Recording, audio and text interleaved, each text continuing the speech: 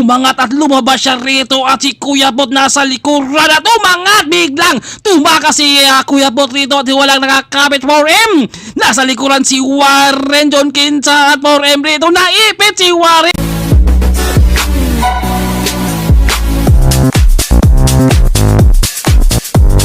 Grabing banatan at pakalasan sila kagad rito. Napakatulin kaagad nila.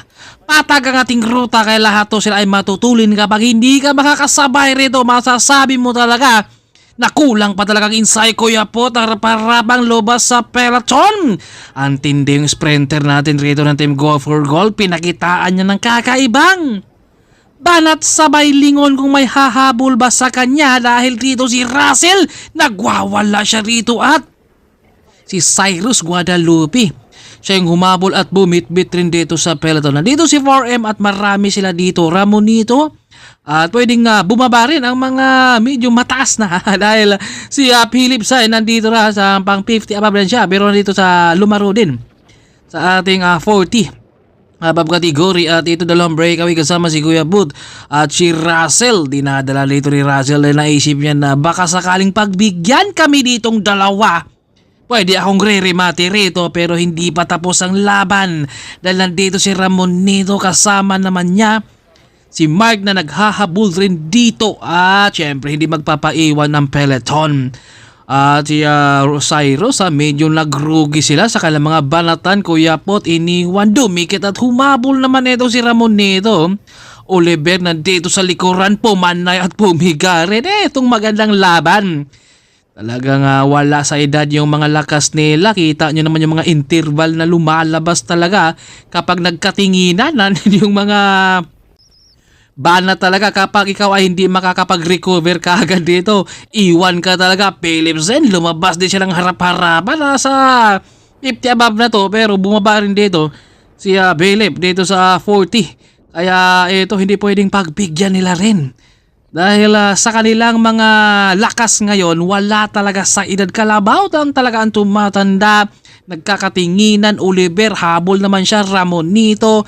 Hindi rin niya pwedeng pagbigyan rin. At Kuya John rito, nakabungad sa peloton. Kuya Bot, ano kaya diskarte niya rito? Dahan-dahan siyang bumungad rito. At si 4M, makakarimati, Manny Mendoza, solo breakaway natin. Philipsen ng Team Amorganda dahil lumabas siya at nagpahinga kanina ang peloton. Kaya dito sa kanilang edad wala talaga.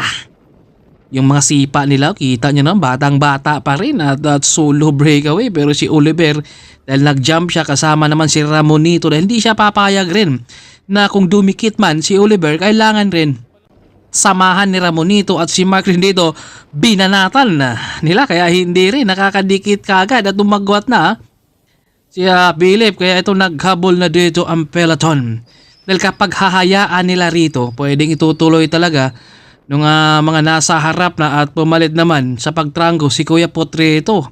Kumbaga kapag nakakaagwat yun hindi makakarimati ito kaya kailangan niyang tiisin, binulabog ni 4M rito yung trangko ni Kuya Bot. Kaya nagminor at walang pumalit kaya lumabas dito John Kinsa para dumikit sa breakaway. Dahil kanina bubungad si Kuya Bot, binulabog ni 4M.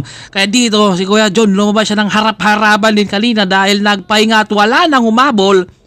Kaya dito binanatan rin dito ni Kuya John. Kita nyo naman yung piga rito ni Kuya John, parang gigibain niya yung bike niya dito. Buti na lang, matulin yung bike naka-giant kahit pagod na. Rito si Kuya John, yung bike niya umuusad pa. Itong magandang bike, no? Sana all. Kahit hindi mag-iinsayo yung bike mo ay matulin. Kumbaga, ikaw yung mapapagod. At nagpahinga na dahil umabot na rin yung mga nag-jump at dito patuloy pa rin sa pagpiga rito si Kuya John dahil hindi pa siya makakadikit dahil galing sa habulan parang isang ikot rin yung kanyang hinabol ra dito mga gusto nang dumikit pero talagang kinakargahan pa nasa harap dahil kailangan rin niyang magre-recover dahil kapag hindi siya makakapag-recover dito kaagad baka hindi rin siya makakarimati at 5 na ang nandito sa ating breakaway rin, Philipsen, Oliver, Ramonito, John Kinsa. Ito sabi ni Ramonito, ikaw naman ang babanat. Philip, Pero dinikitan siya rito ni Oliver, pinutol ni Mark, lumabas sa Ramonito, John Kincha, habol na naman siya rito. Magre-recover pa sana siya. Ramonito dito bumanat kaya napahabol si Mark, Philip, Oliver, John rito, napahabol na naman siya. Kita nyo naman yung balikat. Bumaba na, ibig sabihin, ramdam na. Tinamaan na sa puso talaga to.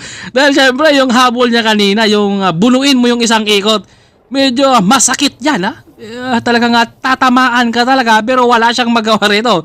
Dahil gusto siyang babanat yun. Kailangan muna niyang mag-recover. Kaya ito si Philip talaga lakas din from Cebu ng Team Amorganda rin. Talagang bumabanat rin kahit nasa 50 na bumaba siya dito sa 40. Walang nakakawala sa kanilang lima rito kaya kapag tuluyan silang babagal. Pero kapag dadalhin nila dito, itutuluyan. Yun nga lang, gusto nila dito na banatan. Cyrus ang nandito sa likod. Humahabol na yung peloton dahil binit-bit na. Rito ni Russell, kailangan niya nga bit-bitin to dahil wala na talagang naghabol rito. Siyempre, merong mga kurpuhan yan. Pasimple yan sa loob dahil sa loob ng karera. Siyempre, kahit magkakaibigan kayo, andun talaga yung kurpuhan dahil hindi ka naman pwede talagang mag-isa lang dyan. Kahit magkaiba kayo ng jersey, ay meron talaga kurpuhan kaya marami ang nandito sa likuran. Russell lumabas ng harap-harapan rito. Grabe ang tindi. Ramonito humabol rin. At Oliver, Kuya Pot, si 4M, Manny Mendoza. Dahan-dahang nakikiramdam. Umangat rin ang harap-harapan dito si Manny Mendoza. Sabay sikaw, sabay lingon. Kung may habol, Kuya Pot, hindi rin siya nagpapaiwan rito dahil sabi niya kapag itutuloy mo, lirimatihin kita. Kaya ito, nakatutok na muna dito si Kuya Pot kay Manny Mendoza. Grabe. Wala nga kapaguran to sila. Kita nyo naman yung mga labas kanina ni Manny. At nakatutok at Manny Mendoza lumabas na naman siya rito dahil hindi siya nakakawala. Bumalat siya muli dito sa kanilang last lap at dito buo at si Cyrus ang humatak dito sa kanilang remat yan dahil naisip siguro ni Cyrus na paubos na ako kaya kailangan kong bubungad na lang rito dahil kayo na lang ang bahala. Bigyan nyo na lang ako mamaya dahil ako ang nagdadala sa inyo, pasahero ko kayo ngayon. Babayarin mo yan sila mamaya daw pagkatapos ng laban dahil bit-bit mo yung peloton. At dito yung mga nasa likod, syempre hindi pwede bubungad ang re-remate. Ang mga sprinter, mag-aantayan. 37 ang hatak ni Cyrus Guadalupe. At nandito si Kuya Pot, Oliver, 4M, Ramonito, Kuya John, Manny Mendoza, Philip. Marami sila rito. Sa likuran na nag-aantay, nagkakapigaan, pwestuhan, tansyahan. Kung saan sila dapat pupwesto dahil si Cyrus, inuubo siya dito dahil uuwi para siya ng Bacolod. Russell lumabas sa kanan, naantala, naudlot yung kanyang paglabas dahil nagkaprenuhan din sila dito at nagkakapigaan na. Pwestuhan na to kung sinong mananalo rito. Lumabas sa harap. Humabol si Russell, si Mark, Manny Mendoza, pumanay. Tumutok rito si Manny, Kuya Po. Tumutok sa likuran ni Manny Mendoza at 4M, John Kincha at Oliver. Matuli na yung kalang rimatihan sa 50 na dito at Manny Mendoza umangat at lumabas siya rito at si Kuya Po nasa likuran at umangat. Biglang tumakas si Kuya Po rito at walang nakakabit. 4M nasa likuran si Warren, John Kincha at 4M rito. Naipit si Warren. Hindi nakakalabas sa kanilang pigaan ni John Kincha at kay Vailon. Grabe si Kuya Pot. Ang bilis. Nakatakas. Dito si Manny Mendoza. Nakabungad na siya pero antulin.